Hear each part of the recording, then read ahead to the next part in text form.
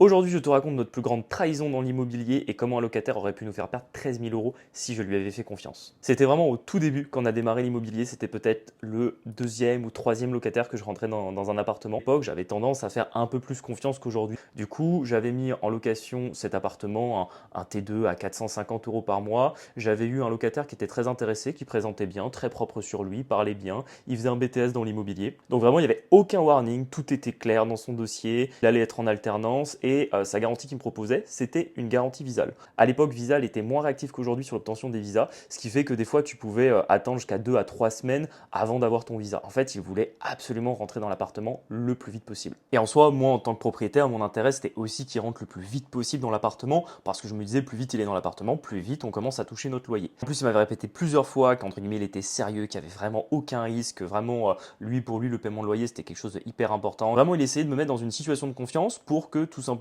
j'accède à sa demande.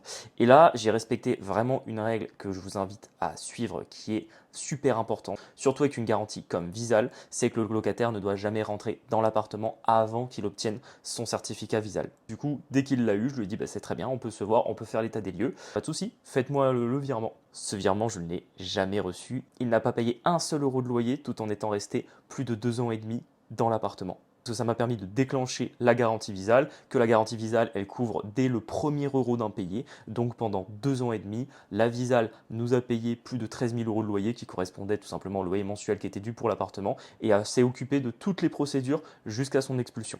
Et vraiment, cette histoire, elle m'a mis dans la tête dès le début de nos opérations immobilières et c'est finalement une bonne chose que ce soit arrivé relativement tôt, c'est de ne jamais faire confiance, de toujours respecter ses procédures et une garantie Visal, ça se valide avant que le locataire rentre dans l'appartement. Et toi, tu en penses quoi?